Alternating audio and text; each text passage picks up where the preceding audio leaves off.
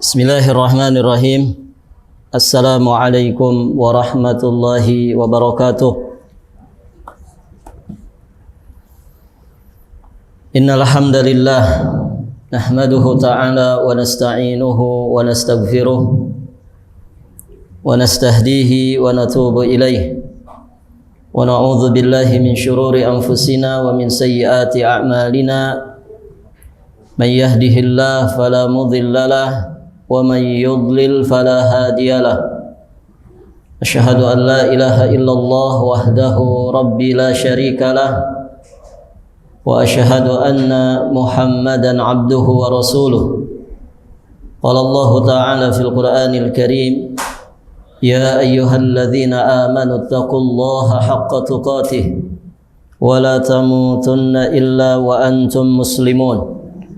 Amma ba'du, فيا أيها الحاضرون اعلموا رحمكم الله فإن أصدق الحديث كتاب الله وخير الهدي هدي محمد صلى الله عليه وآله وسلم.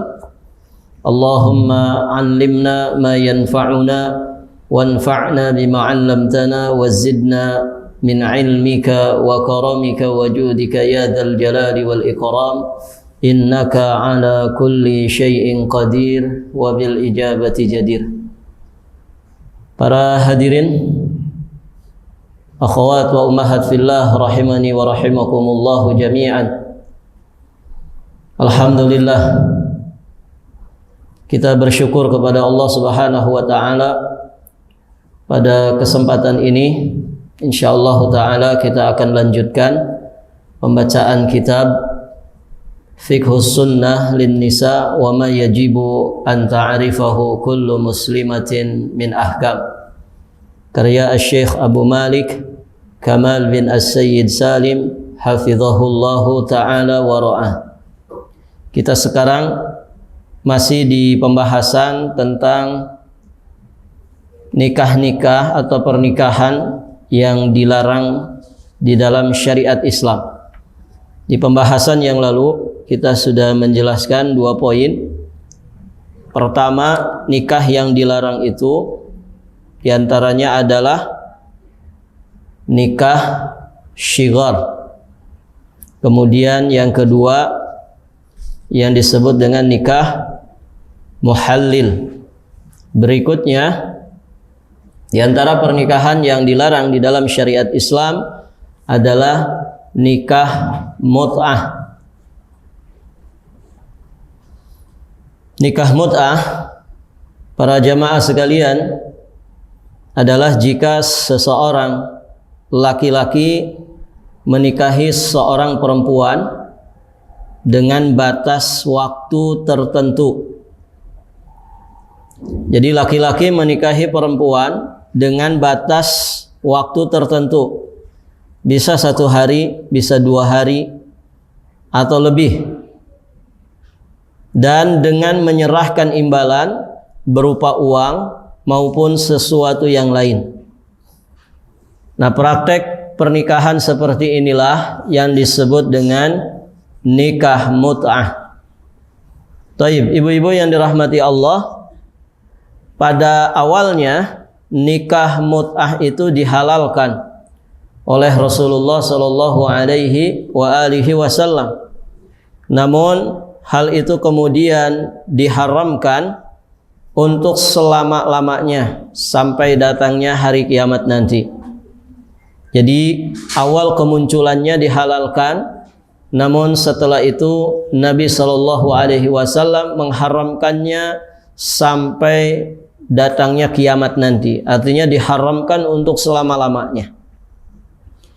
Ada riwayat dari Sabra al-Juhani, beliau mengatakan, amarona Rasulullah sallallahu alaihi wasallam bil mut'ah amal fathi hina dakhalna Makkah thumma lam nakhruj minha hatta nahana anha. Ketika kami memasuki kota Mekah, yakni pada peristiwa Fathu Mekah, Rasulullah sallallahu alaihi wasallam memerintahkan kami untuk melakukan nikah mut'ah. Dan sebelum kami keluar dari Mekah, ibu-ibu yang dirahmati Allah, Nabi SAW sudah melarang kami untuk melakukannya. Jadi dalam tempo waktu yang sebentar sekali, Nabi pernah menghalalkannya, kemudian setelah itu Nabi mengharamkannya.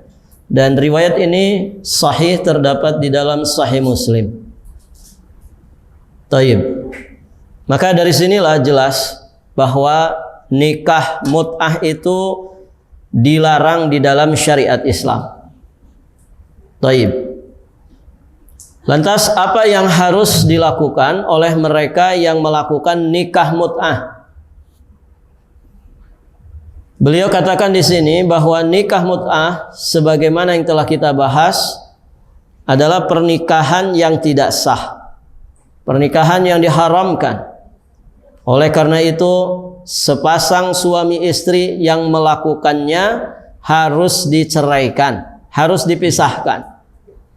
Rasulullah SAW sendiri memerintahkan agar lelaki yang melakukan nikah mut'ah dipisahkan dari pasangannya, sebagaimana termaktub dalam hadis yang diriwayatkan oleh Sabrah yang sebelumnya kita sampaikan. Taib, ibu-ibu yang dirahmati Allah. Di sini beliau juga memberikan catatan, jika seorang laki-laki menikahi seorang perempuan dan dia berniat untuk menalaknya setelah jangka waktu tertentu, maka bagaimanakah hukum pernikahan tersebut?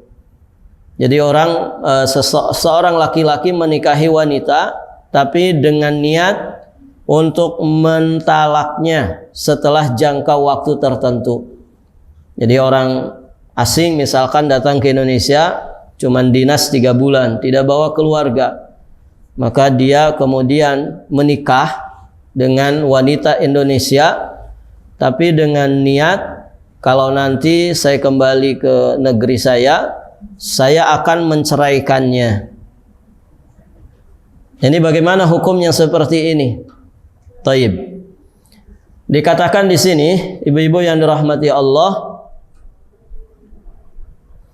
bahwa praktek semacam ini banyak dilakukan oleh orang-orang yang bepergian ke luar negeri dan kemudian mereka menikah di sana. yakni menikah di tempat mereka bertugas, yakni di luar negeri. Taib, ibu-ibu yang dirahmati Allah.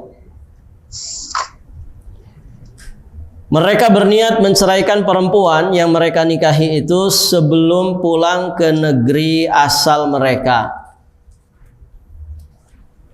Nah, ketika ada kasus seperti ini, maka jumhur ulama, ibu-ibu yang dirahmati Allah, jumhurul ulama mereka mengatakan bahwa pernikahan dengan cara ini hukumnya sah sepanjang tidak ada syarat yang diucapkan di saat akad. Ini pendapatnya mayoritas ulama. Sah-sah saja pernikahannya selama syarat untuk diceraikan itu tidak diucapkan di saat akad nikah. Para ulama beralasan bahwa orang seringkali meniatkan sesuatu ternyata tidak melaksanakannya, atau melakukan sesuatu tanpa berniat sebelumnya. Jadi bisa saja orang yang datang ke satu negeri hanya dalam jangka waktu tertentu dia niat nikah di negeri tersebut dan niat menceraikan wanita yang dinikahinya itu setelah dia selesai tugas di negeri tersebut.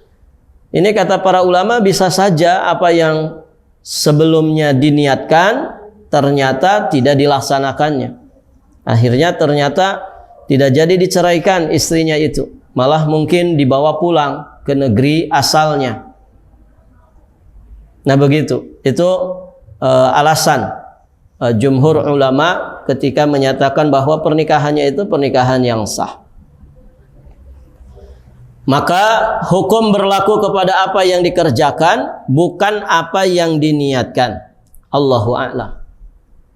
Ini pendapat mayoritas ulama. Namun ternyata ibu-ibu yang dirahmati Allah, pendapat jumhur ulama ini dibantah oleh Al-Auza'i, di mana menurut Imam Al-Auza'i pernikahan itu bagian daripada nikah mut'ah. Pernikahan yang seperti disebutkan itu merupakan pernikahan mut'ah. Jadi Imam Al-Auza'i berbeda pendapatnya dengan jumhurul ulama. Beliau menyatakan itu bagian daripada pernikahan mut'ah. Kemudian di sini penulis hafizahullahu ta'ala menyatakan pendapatnya juga, bahwa pendapat Imam Al-Auza'i barangkali inilah yang lebih tepat. Hal itu diperkuat oleh pernyataan Ibnu Umar yang datang di pembahasan sebelumnya, ketika beliau ditanya tentang seorang lelaki yang hendak menikahi mantan istri saudaranya, agar perempuan tersebut bisa dinikahi kembali oleh suami pertamanya. Maka Ibnu Umar radhiyallahu taala anhuma menjawab, tidak, ya, tidak boleh seperti itu. Hanya nikah yang berlangsung wajar yang bisa menghalalkan perempuan tersebut untuk suami pertamanya. Dan pada zaman Rasulullah Shallallahu Alaihi Wasallam kami menganggap praktek tersebut adalah praktek zina. Taib.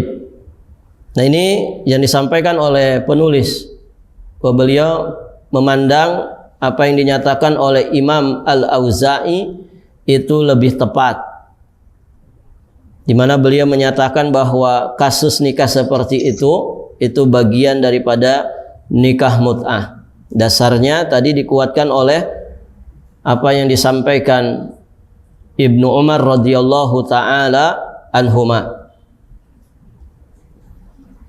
Ditambah lagi ibu-ibu yang dirahmati Allah, pernikahan semacam itu tentu mengandung unsur penipuan dan bisa menyebabkan permusuhan serta kebencian.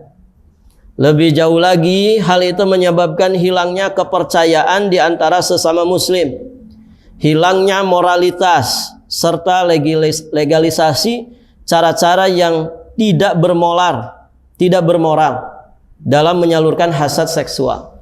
Nah, ini ibu-ibu yang dirahmati Allah, dan kebuktian ya, kalau ada yang model seperti itu biasanya menjadi lahan basah bagi para pelacur, gitu ya. Mereka tahu bahwa apa yang dilakukan oleh orang-orang asing ini hanya sementara waktu saja, ya, sehingga ada istilah kawin kontrak, gitu ya. Jadi dikontrak cuman sebulan, dikontrak cuman 2 bulan, apalagi mahar wanita Indonesia ya sedikit saja gampang, begitu kan? Dikasih 10 juta saja sudah banyak yang mau, begitu ya. Beda dengan di luar sana. Jadi banyak sekali kerusakannya. Ada unsur penipuan di dalamnya, bisa menyebabkan permusuhan, kebencian, hilangnya kepercayaan, dan tentu hilangnya akhlak. Taib. Ibu-ibu yang dirahmati Allah Subhanahu wa taala, maka singkatnya praktek semacam ini cenderung menimbulkan kerusakan dan juga kemungkaran. Nasallallahu al-afwa wal afiyata wassalamah. Dan di negeri ini ibu-ibu yang dirahmati Allah, praktek-praktek seperti ini juga sangat banyak ya. Ada di beberapa kawasan itu dikenal, begitu ya. Untuk para pelancong dari luar negeri itu bisa mencari wanita semaunya di situ untuk dikawin kontrak model seperti itu. Dan ada saja ya orang-orang yang mendukung hal tersebut, ya, para oknum yang sesungguhnya semuanya bermuara kepada hubbud dunya, ya, syahwat duniawi, ya. Nasallallahu al-afwa wal afiyah wassalam. Maka kerusakan, kemungkaran wal iyadzubillah banyak terjadi di mana-mana. Ya, banyak anak mungkin yang terlahir tidak ada bapaknya. Entah siapa bapaknya, kemana bapaknya, juga enggak jelas nasabnya, begitu ya. ini dapat yang mana gitu ya, dapat yang kunjungan bulan kemarin atau yang bulan ini gitu kan. Nah itu, ini bisa terjadi berbagai macam kemungkaran, kerusakan itu terjadi gara-gara model pernikahan seperti ini. Maka penulis di sini memandang bahwa apa yang disampaikan Imam Al-Auza'i itu lebih tepat. Demikian. Berikutnya, ibu-ibu yang dirahmati Allah, nikah urfi. Ini yang keempat. Pernikahan yang dilarang di dalam syariat Islam diantaranya adalah nikah urfi. Ini istilah ya urfi itu. Kalau diterjemahkan bahasa kita nikah adat. Tapi maksudnya apa di sini? Taib, ibu-ibu yang dirahmati Allah, nikah urfi itu model prakteknya itu, misalkan ada seorang pemuda menjalin hubungan dengan seorang pemudi. Ini biasa praktek seperti ini terjadi di kalangan para mahasiswa atau mahasiswi. Kemudian ibu-ibu yang dirahmati Allah, tanpa sepengetahuan orang lain atau hanya diketahui oleh sebagian teman-teman dari keduanya saja, mereka berdua ini melangsungkan akad nikah. Entah itu di hotel, entah itu di apartemen, ya. Untuk kemudian menghalalkan hubungan seksual di antara keduanya. Nah setelah itu si pemudinya kembali ke orang tuanya seakan-akan tidak pernah terjadi apa-apa. Nasallallahu al-afwa wal afiyah wassalam. Jadi ibu-ibu yang dirahmati Allah, di sini dikatakan nikah urfi semacam ini sudah menyebar luas di tengah-tengah para pemuda muslim. Jadi pemuda-pemudi di satu daerah, mereka sedang kuliah, kemudian mereka menjalin hubungan, ya daripada pacaran mending kita nikah. Tapi nikah mereka modelnya seperti ini, hanya disaksikan misalkan sama beberapa teman saja, ya 1-2 orang saja yang mengetahui, kemudian membuat surat perjanjian hitam di atas putih bahwa kita menikah, begitu ya, hanya untuk melegalkan hubungan badan di antara keduanya. Orang tuanya tidak tahu. Tidak ada penghulu, tidak ada siapa-siapa. Pokoknya akad di antara mereka berdua saja. Yang hanya diketahui oleh beberapa temannya. Taib, ibu-ibu yang dirahmati Allah. Akad nikah ini, ibu-ibu yang dirahmati Allah, itu hanya berupa perjanjian di atas kertas dengan teman-teman mereka sebagai saksinya. Nah, praktek pernikahan seperti ini jelas tidak sah. Bahkan sesungguhnya ini bagian daripada perzinahan, zina. Bagaimana yang jadi saksi teman-temannya saja, orang tuanya nggak tahu menahu. Ibu-ibu yang dirahmati Allah, ini harus menjadi perhatian para orang tua. Ibu yang punya anak kuliah di luar kota, itu harus betul-betul memperhatikan anak-anaknya. Ini bisa terjadi kepada siapapun. Kita tidak pernah tahu, apalagi kalau anak kita perempuan, ada di luar kota sana, beda provinsi, beda pulau. Bagaimana kesehariannya, dengan siapa dia bergaul, ini kan tidak pernah diketahui. Kita juga tidak pasang CCTV di kamarnya, gitu, yang bisa kita pantau dari Balikpapan misalkan. Kan tidak seperti itu.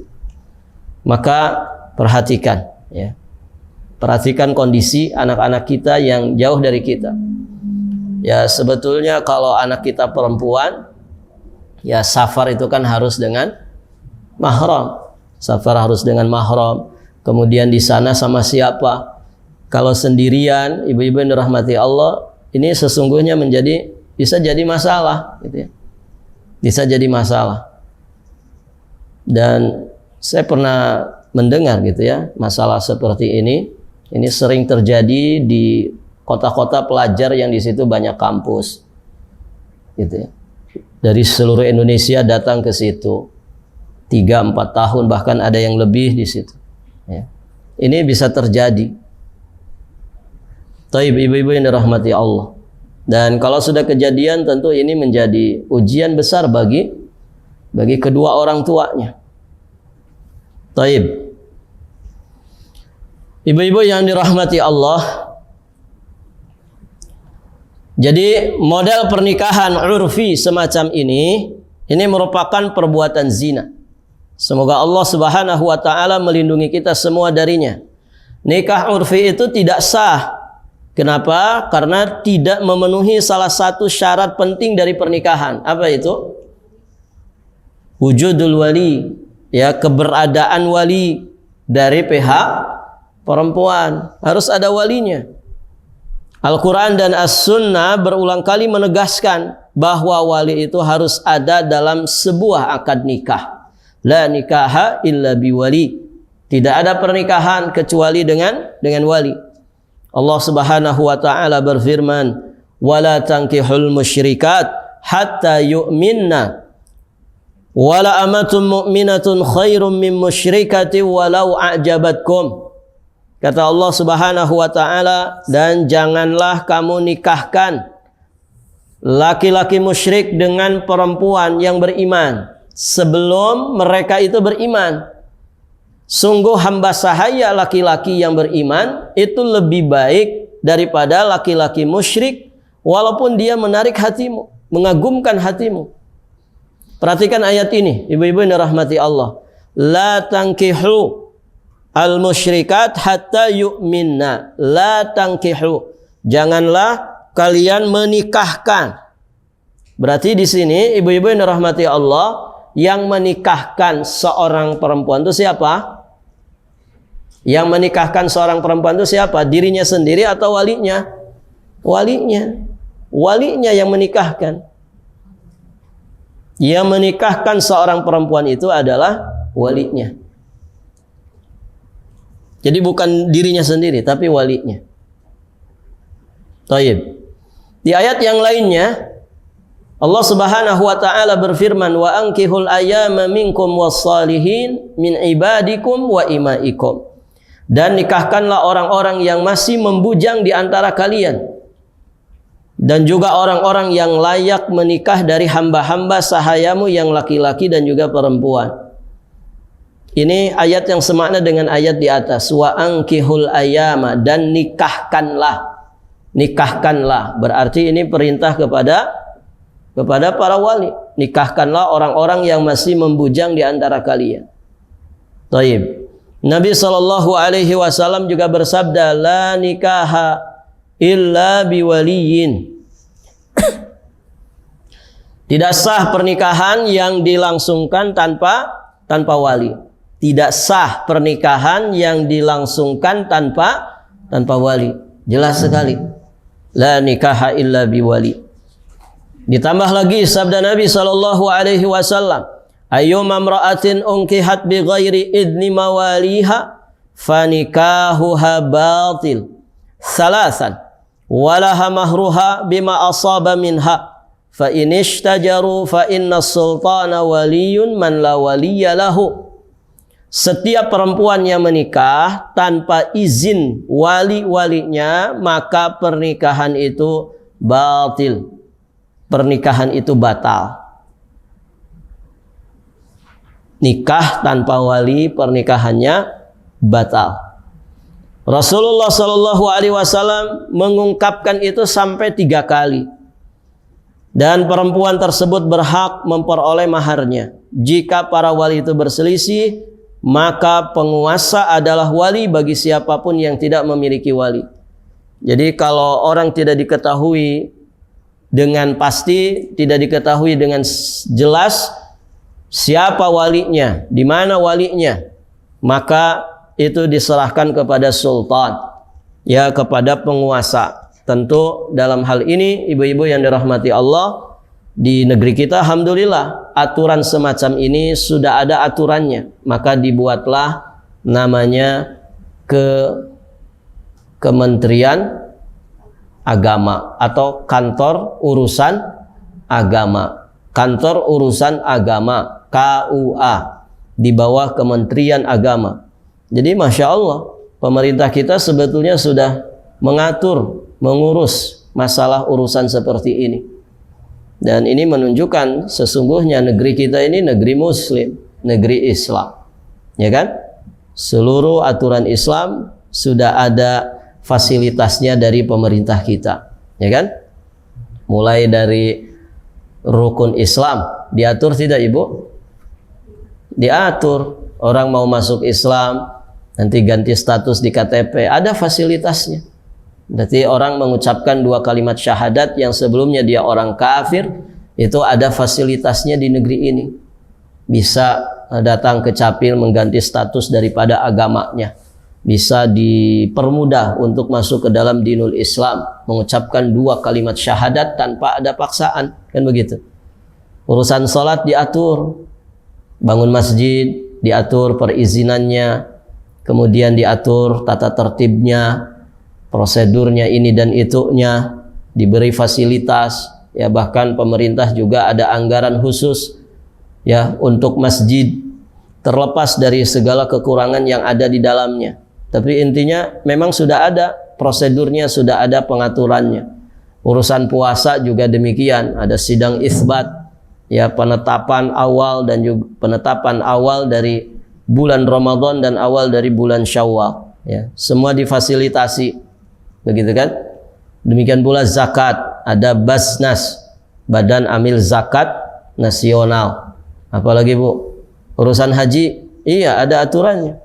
Urusan haji, gitu ya, diatur oleh pemerintah kita. Dan ini satu anugerah dari Allah Subhanahu wa taala yang selayaknya disyukuri, jangan sampai dikufuri. Karena nikmat itu ketika dikufuri maka akan lepas, hilang dan berlari dari diri kita semua. Mumpung kita diberi keleluasaan menjalankan syariat Islam, maka jangan malas melaksanakan syariat Islam ini dengan sebaik-baiknya. Ya, kita tengok sebagian negeri yang nasallallahu al-afwa wal afiyah wassalamah, mereka begitu kesulitan menegakkan dinul Islam. Mereka begitu kesulitan untuk menegakkan syiar-syiar Islam. Kita masih diberikan keleluasaan. Maka disyukuri ibu-ibu yang dirahmati Allah. Urusan pernikahan juga demikian, aturannya dipermudah insya Allah, gitu ya. Taib ibu-ibu yang dirahmati Allah. Berikutnya, keharusan adanya wali dalam sebuah pernikahan itu adalah pandangannya jumhurul ulama. Syekhul Islam Ibnu Taimiyah rahmatullah alaih, beliau berkata bahwa mayoritas ulama mengatakan pernikahan tanpa wali itu tidak sah. Jika seorang laki-laki menikahi seorang perempuan tanpa wali, tanpa ada saksi, dilakukan secara sembunyi-sembunyi, maka berdasarkan ijma'ul ulama, berdasarkan ijma'nya para ulama, fanikahuhu batil, nikahnya itu batal. Apa ada ibu yang nikahnya sembunyi-sembunyi gitu? Ya ada tadi, seperti nikah urfi atau pernikahan di sebagian kalangan, begitu ya. Ada sebagian kalangan itu ya dengan versinya mereka nikah itu katanya harus pakai nikah syar'i dulu. Jadi kalau pakai KUA itu namanya nikah toghut, gitu ya. Jadi mereka nikah syar'i dulu. Versinya mereka, gitu ya. Nikah syar'i itu nikah mereka di hadapan amirnya, di hadapan guru ngajinya, ya di hadapan imamnya menurut versi mereka. Ya. Walaupun orang tuanya tidak tahu menahu, gitu ya, tidak tahu menahu, mereka nikah dulu di situ. Karena bagi mereka taat kepada amir itu ketaatan seperti ketaatan yang mutlak, sami'na wa ata'na. Begitu. Kalau tidak seperti itu mereka khawatir dianggap murtad, begitu. Nah ini terjadi nikah sembunyi-sembunyi, ya, sehingga kadang menjadi masalah, begitu ya. Bukan kadang, ya sering menjadi masalah di tengah-tengah masyarakat. Ya. Si perempuannya berjilbab lebar, si laki-lakinya casingnya casing orang yang nyantri, begitu ya, casing muslim yang taat. Tapi kok belum nikah sudah gandengan tangan, sudah menginap di rumah masing-masing. Nah mereka menganggap bahwa mereka ini sudah sah karena sudah nikah di depan amirnya. Ya. Padahal ibu-ibu yang dirahmati Allah, nikahnya tanpa wali. Na'udzubillah, summa na'udzubillah. Taib. Berdasarkan sekian banyak dalil tersebut, dapatlah dinyatakan bahwa pernikahan tanpa wali itu batal dan juga tidak sah. Dengan demikian, sepasang lelaki dan perempuan yang melakukannya harus diceraikan meskipun pernikahan di antara keduanya telah berlangsung dalam waktu yang sangat lama. Karena pernikahannya rusak, pernikahannya batil. Taib, ibu-ibu yang dirahmati Allah. Itu 4 pernikahan yang dilarang di dalam hukum Islam. Ulangi Bu, 4 itu apa saja? Pertama, nikah syigor. Nikah syigor itu apa kemarin? Nikah syigor itu barteran begitu ya. Saya pasrahkan, nih putri saya silahkan nikahi, tapi kamu harus menikahkan saudarimu juga dengan saya. Gitu. Barteran. Taib. Yang kedua nikah muhallil. Nikah muhallil itu apa? Seorang laki-laki menikahi wanita yang sudah ditalak 3 dengan niat supaya mantan suaminya bisa menikahinya lagi. Jadi nikahnya modus saja begitu ya. Nikahnya modus. Taib. Yang berikutnya, yang ketiga nikah mut'ah. Nikah mut'ah itu nikah yang ditentukan waktunya. Nah, nikah mut'ah ini Ibu di sebagian kalangan ya, tentu di orang-orang Syiah ya yang masalah seperti ini. Saya pernah mendengar itu, na'udzubillah, ada yang sampai 2-3 jam saja nikah. Ya gimana, dikontrak gitu ya. Bahkan yang penting ada mahar gitu ya. Saksinya biar Allah. Jadi kalau ketemu di bis sama-sama sepaham, menganut aliran yang sama, suka sama suka, akhirnya janjian. Mau nggak saya mut'ah 3 jam aja. Kita berhenti di hotel. Gitu.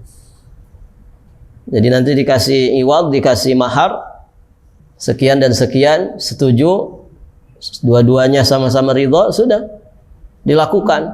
Nanti selesai 3 jam ya selesai berarti pernikahannya. Mereka kedua-duanya berpisah. Begitu. Na'udzubillah. Bagaimana yang seperti ini bisa dihalalkan? Mut'ah. Taib, ibu-ibu yang dirahmati Allah. Yang keempat tadi apa? Nikah urfi, ya. Nikah urfi ini yang tadi nikah sembunyi-sembunyi, hanya di atas kertas saja, kemudian yang menyaksikannya hanya beberapa orang dari teman-temannya. Tidak ada wali, tidak ada siapa-siapa di situ. Taib, ibu-ibu yang dirahmati Allah, keempat-empatnya ini pernikahan yang dilarang di dalam syariat Islam. Taib. Berikutnya, di sini akan dibahas ibu-ibu yang dirahmati Allah tentang sifat-sifat yang harus dimiliki oleh suami dan juga istri. Ini bab yang sangat penting juga di dalam bab pernikahan.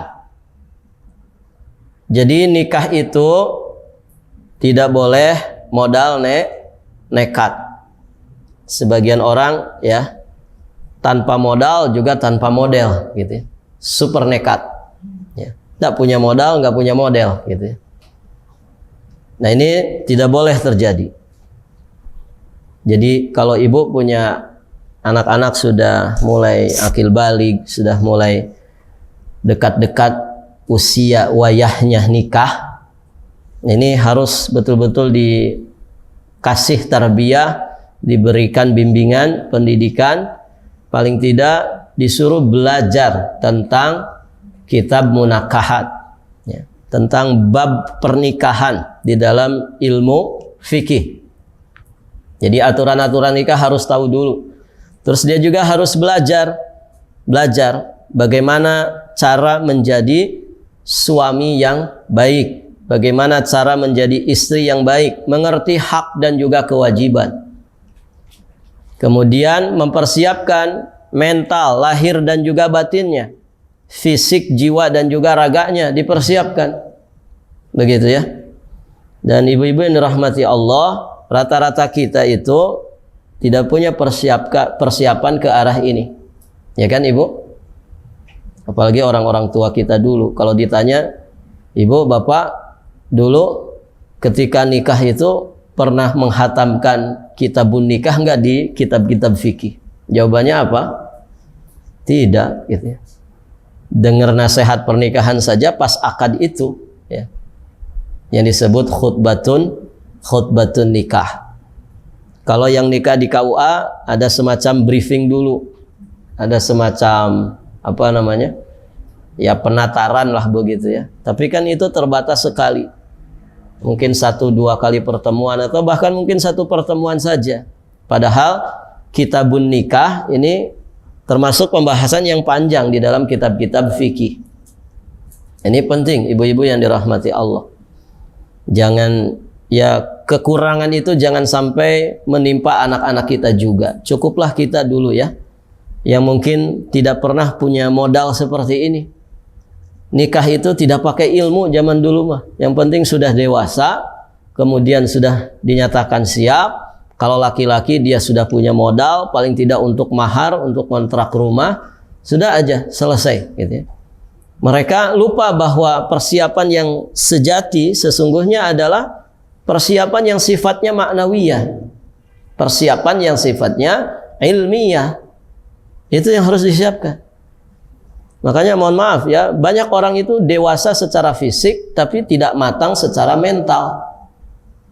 Sehingga ketika dibenturkan dengan masalah di malam-malam, apa kata orang, bulan madu begitu ya, dibenturkan dengan masalah, sudah akhirnya pengennya itu cerai, sudah kita pisah saja, kita memang tidak cocok. Tapi pacarannya 5 tahun ya. Baru seminggu nikah, kita nggak cocok kayaknya, kita cerai aja lah. Ini apa-apaan begitu kan. Nah, itu salah satu akibat buruk dari orang itu tidak punya persiapan ilmiah. Mereka nggak tahu ilmunya, harus ngapain, harus bagaimana, harus seperti apa. Na'udzubillah, ibu-ibu yang dirahmati Allah. Dulu saya pernah melihat di tengah jalan ibu suami istri bertengkar. Si istrinya gendong anak kecil, masih kecil sekali. Tadinya mereka boncengan, mungkin debat gitu ya. Ketika boncengan itu debat, akhirnya si istrinya diturunkan. Tengkar di pinggir jalan. Ya waktu itu di dalam komplek gitu ya. Saya pernah tinggal di komplek Pertamina. Nah itu dia di pinggir jalan bertengkar. Akhirnya dua-duanya berpisah. Si istrinya ke utara, si suaminya ke selatan gitu ya. Berpisah. Setelah cekcok, setelah bertengkar, ya, si istrinya nangis-nangis. Ini sampai terjadi begitu ya. Di pinggir jalan bertengkar, tidak peduli siapa yang melihatnya, siapa yang menyaksikannya. Pasangan muda. Nah, ini akibat dari orang itu tidak tahu ilmunya, ya, apalagi mempraktekkannya. Maka penting sekali ya, ilmu sebelum kita itu menikah ini harus dipersiapkan. Ya, jangan sampai kita matang dari sisi fisik tapi tidak matang dari sisi mental, tidak matang dari sisi persiapan yang sifatnya maknawiyah. Taib. Nah, di sini ibu-ibu yang dirahmati Allah, beliau memaparkan pembahasan tentang sifat-sifat yang harus dimiliki oleh suami dan juga dimiliki oleh istri. Pembahasan pertama tentang sifat-sifat yang harus dimiliki oleh seorang istri. Sifat-sifat yang harus dimiliki oleh seorang istri. Kalau sifat yang harus dimiliki suami nanti ya pembahasannya berikutnya. Taib. Yang pertama, ibu-ibu yang dirahmati Allah, sifat yang harus dimiliki oleh seorang istri. Berarti ibu-ibu di sini semua ya. Ibu semuanya istri kan? Masih pada punya suami, Bu? Alhamdulillah. Nah, ini perhatikan ya, sifat-sifat yang harus dimiliki oleh seorang istri. Pertama, beragama dengan baik. Dia punya agama yang baik. Agama itu di dalamnya terdiri dari apa? Akidah, ibadah, muamalah, kan begitu ya. Dan kita diperintah oleh Allah masuk ke dalam dinul Islam itu secara kafah. Artinya semua apa yang diajarkan di dalam dinul Islam kita harus berusaha mempelajari, mempraktekannya, bahkan mengajarkannya kepada anak keturunan kita nantinya. Jadi agamanya harus baik. Ini pondasi dasar. Allah Subhanahu wa taala berfirman, "Wala 'abdun mu'minun khairum mim musyriki walau a'jabakum." Wala amatun mu'minah khairum mim musyrikati walau khairum mim musyrikati walau a'jabatkum. Sungguh hamba sahaya perempuan yang beriman itu lebih baik daripada perempuan musyrik, meskipun dia itu menarik hatimu. Jadi budak sahaya yang beriman itu lebih baik daripada perempuan musyrik, walaupun perempuan musyrik itu mengagumkan hatimu. Dari kalangan orang yang terpandang, kalau budak kan kaum rendahan, kemudian kaya raya, cantik jelita. Kalau dia musyrikah, tidak punya iman, maka dia tidak lebih baik daripada hamba sahaya perempuan yang beriman. Berarti patokannya apa di sini, Bu? Patokannya apa? Iman.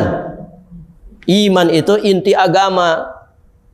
Begitu kan? Patokannya iman. Ya, syukur-syukur dari kalangan terpandang, nasabnya terhormat, darahnya biru kata orang, gitu ya. Yang lain kan darahnya merah, ini biru dia, gitu ya. Kemudian kaya raya, cantik jelita, begitu kan? Masya Allah, lengkap sudah. Jadi agamanya, pondasi dasarnya harus ada. Jadi seorang istri itu harus punya iman, akidahnya harus lurus, manhaj beragamanya harus benar, begitu ya. Ini sifat yang harus dimiliki. Dan insya Allah ibu, Allah itu maha adil. Kalau seorang gadis berusaha menempa dirinya dengan sebaik-baiknya, dia punya iman, dia saleh, dia bertakwa kepada Allah, punya ilmu, Masya Allah, insya Allah yang Allah akan hadirkan pun adalah laki-laki yang semisal dengannya. Taib. Rasulullah Shallallahu Alaihi Wasallam bersabda ketika menjelaskan bahwa wanita itu dinikahi karena 4. Dari 4 itu Nabi menyuruh kita memilih fadfar bidzatid din taribat yadak.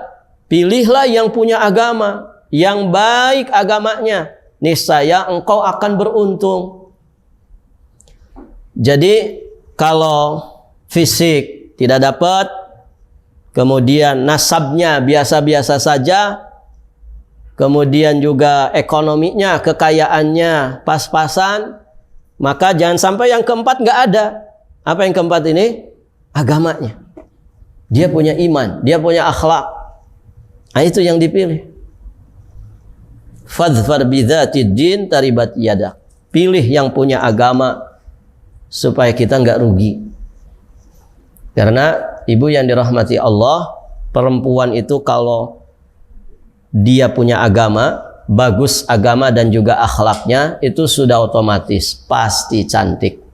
Begitu ya. Ada inner beauty yang tidak bisa tergantikan oleh apapun. Dan cantik mah relatif ibu ya. Cantik itu relatif, tergantung ya siapa kita, cara pandang kita bagaimana. Kalaupun iya disetujui, disepakati cantik, dan tidak lama cantik itu, ya kan?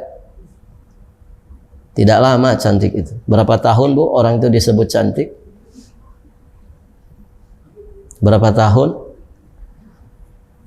Banyak kepala 4 saja sudah nggak karu-karuan itu, sudah berantakan, keriput di sana sini, jerawat di sana sini, gitu kan? Tidak lama cantik itu. Jadi bukan itu patokan. Patokannya adalah yang punya agama, gitu ya. Yang punya agama itu yang akan melanggengkan, mengharmoniskan, mengutuhkan rumah tangga. Bahkan tidak hanya di dunia gitu ya, sampai nanti di kehidupan akhiratnya. Lebih baik lagi jika seorang istri selain baik agamanya juga cantik, kaya, dan juga berasal dari keluarga yang mulia. Ada bu yang kumpul empat-empatnya ini? Ada santri minta ke ustadznya, Ustadz cariin anak yang begini Ustadz. Ya, yang gimana yang antum mau? Yang tinggi semampai, ya, kuning langsat kulitnya, cantik jelita wajahnya. Kalau bisa Ustadz dari orang kaya ya Ustadz, terus orang tuanya sebentar lagi meninggal dunia, biar cepat dapat warisan. Gitu. Masya Allah. Gitu. Kalau bisa juga Ustadz hafizah 30 juz. Gitu. Masya Allah, kata ustadznya kalau ada anak duluan maju gitu. Luar biasa, ibu yang dirahmati Allah. Ya jarang yang terkumpul empat-empatnya ibu. Ada saja ya yang kurang pada manusia itu. Tapi kalau orang punya agama, insya Allah ibu-ibu yang dirahmati Allah, yang lain itu akan ngikut. Gitu ya. Yang lain itu akan ngikut. Yang penting dia punya agama. Baik, ibu-ibu yang dirahmati Allah. Orang itu kalau soleh soleha, maka kemiskinan itu bisa dihadapi dengan baik. Kalau orang itu soleh dan soleha, paras wajah itu insya Allah tidak ada masalah. Kalau orang itu soleh soleha, ya kerabatnya, keluarganya yang mungkin dari kalangan biasa-biasa saja, itu tidak akan jadi masalah. Tidak akan membuat gengsi hidupnya, tidak akan membuat gengsi ketika dia bermuamalah dengan yang lain, gitu ya. Ada sebagian orang itu gengsi bawa mantunya. Kenapa? Aduh, mantu saya tuh pengajar TPA, gitu. Sedangkan misalkan di tengah-tengah keluarganya yang satu manajer, yang satu pengusaha besar, ya. Sehingga kalau ada acara apa-apa itu mantunya selalu tidak diajak. Ini bisa terjadi kayak gitu. Orang zaman sekarang tuh kan gengsinya besar ibu. Gengsinya besar sekali. Segala sesuatu pakai gengsi. Dan ini yang membuat orang itu selalu stres hidupnya. Gengsi selalu didahulukan. Ya. Taib. Nabi SAW bersabda, "Tunkahul mar'ah li arba'in, limaliha wa jamaliha wa hasabiha wa diniha, fadhfar bidzatid din taribat yadak." Perempuan itu dinikahi karena 4 hal. Pertama, karena kekayaannya. Yang kedua, karena kecantikannya.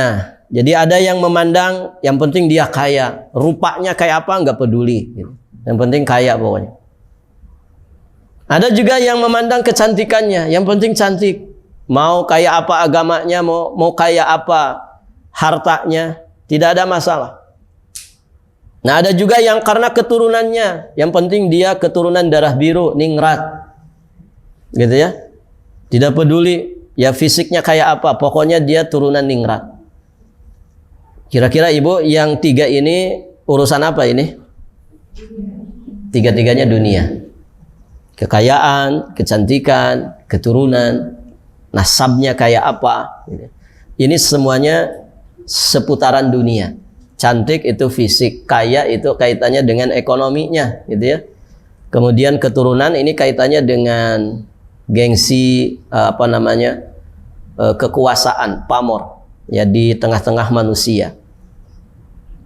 Nah, manusia menikahi wanita itu karena 4 perkara ini. 3 seputaran dunia, kemudian satunya adalah ad-din. Maka Nabi SAW memerintahkan umatnya, pilihlah perempuan yang baik agamanya, niscaya engkau akan beruntung. Karena agama ini pondasi dasar. Kalau orang agamanya baik, insya Allah urusan dunianya pun akan menjadi baik. Walaupun orang memandangnya si fulan ini orang rendahan, bukan dari kalangan ningrat, si fulan ini fisiknya biasa-biasa saja, si fulan ini orang miskin. Tidak ada masalah ketika dia punya agama. Karena agama ini yang akan membimbing dia bagaimana menyikapi permasalahan hidup dengan sebaik-baiknya sesuai dengan apa yang diridhai oleh Allah. Dan semuanya juga jadi masalah, ibu. Orang kaya punya masalah, bu? Punya masalah. Ya. Orang miskin punya masalah enggak? Punya masalah. Antum punya istri cantik, masalah enggak? Akhi, punya istri cantik masalah enggak? Masalah, sering dilirik sama orang gitu. Gara-gara cantik gitu. Apalagi tidak ditutup istri kita. Ya. Punya istri jelek juga masalah gitu. Semua masalah. Apa yang tidak ada masalah? Ya. Masalah itu bukan masalah. Masalah itu akan jadi masalah ketika kita salah di dalam menyikapinya. Ya gitu kan? Maka ibu-ibu yang dirahmati Allah, lagi-lagi yang berperan di situ iman. Orang beriman itu orang yang pandai menjadikan masalah itu berubah jadi anugerah. In asabathu sarra syakara. Kalau dia dapat yang enak-enak, segera bersyukur. Wa in asabathu dharra sabara. Kalau dia dapat yang sempit-sempit, yang susah-susah, yang tidak enak, maka dia segera pasang kesabarannya. Dua-duanya jadi pahala bagi dirinya. Itu hanya bagi orang-orang beriman. Kalau orang nggak beriman, ya nggak dapat itu. Maka lagi-lagi pondasi dasarnya agama ini. Bagaimana pasangan kita itu memiliki agama yang baik. Begitu. Nah, ini sifat pertama yang harus dimiliki oleh para istri. Dan ibu, cara mengokohkan iman, menguatkan agama itu bagaimana? Bagaimana, Bu? Kan istri harus punya agama yang baik. Caranya bagaimana? Belajar. Nggak bisa kalau nggak belajar. Apa ujug-ujug agama kita akan baik? Kan enggak. Harus belajar. Belajar akidah yang benar. Akidah lurus itu kayak apa? Belajar. Jadi istri itu harus belajar. Siapa yang ngajarin? Suaminya. Suami itu kan imam. Maka cari suami yang bisa ngajarin istrinya. Ustaz, suami saya juga sama-sama belajar. Kami bareng hijrahnya. Taib, kalau begitu cari orang yang bisa ngajarin. Belajar bareng. Alhamdulillah di Balikpapan nih mudah sekali ya wasilah untuk belajar. Tidak di Balikpapan sebetulnya, di seluruh dunia. Di zaman kita ini ibu wasilah belajar sangat mudah. Dengan kecanggihan teknologi begitu ya.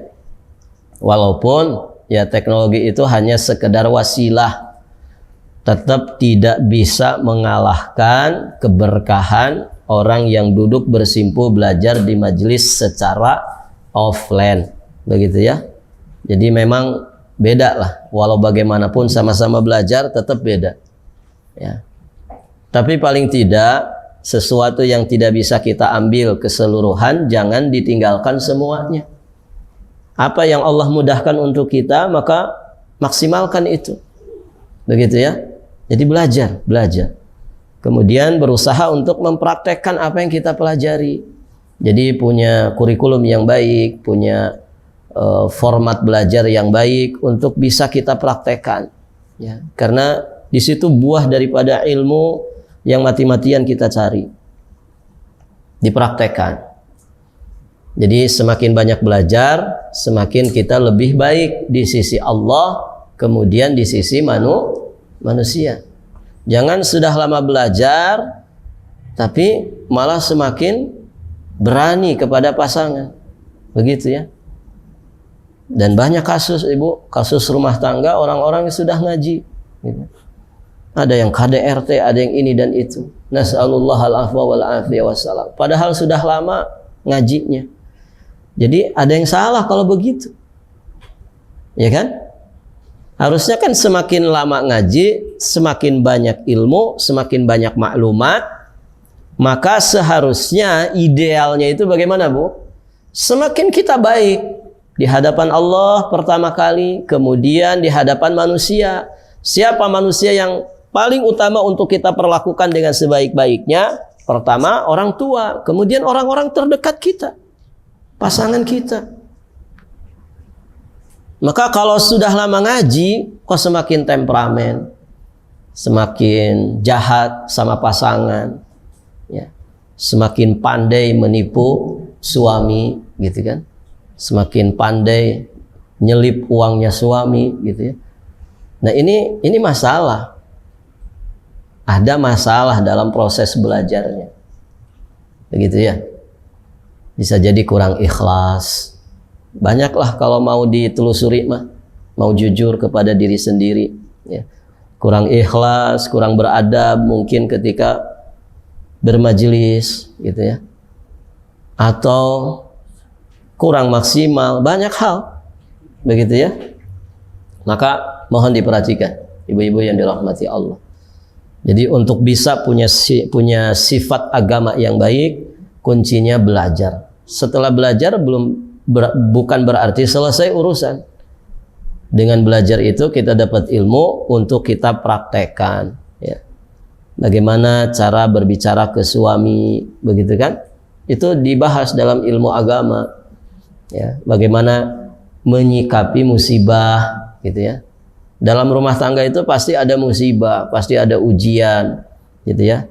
Bahtera yang sedang mengarungi samudra itu pasti ada hal-hal yang dialaminya, dari ombak besar, gelombang yang sangat tinggi, hujan lebat, badai, begitu ya. Maka ya harus bersinergi di dalam kebaikan. Nah itu semua dipelajari dalam ilmu syar'i. Begitu. Maka terus belajar. Tidak ada kata terlambat untuk terus belajar sampai kita diwafatkan Allah Subhanahu wa taala. Dan jangan berhenti semangat belajarnya saja, tapi juga harus semangat di dalam mempraktekkan ilmu yang kita pelajari. Begitu. Demikian ibu-ibu yang dirahmati Allah. Sampai di sini pembahasan kita. Insyaallah taala nanti kita lanjutkan di kesempatan berikutnya. Sifat yang kedua nanti kita akan bahas, lembut dan penuh dengan kasih sayang. Iya. Ya sebagaimana tabiat wanita ya, wanita itu harus punya sifat lemah lembut. Maka aneh gitu ya kalau yang punya sifat lemah lembut itu laki-lakinya saja gitu. Tapi perempuan malah kasar, temperamen, suka ngebentak gitu ya. Judes sama suaminya. Nauzubillah. Lebih tinggi suaranya daripada suami. Ini tidak boleh terjadi di dalam rumah tangga. Maka seorang perempuan harus punya sifat yang lemah lembut, penuh rahmah, penuh kasih sayang. Taib, sampai di sini nanti kita lanjutkan di kesempatan berikutnya. Hadanallahu wa iyyakum ajmain. Wallahul muwaffiq ila aqwamit thoriq. Al-afu minkum. Assalamualaikum warahmatullahi wabarakatuh.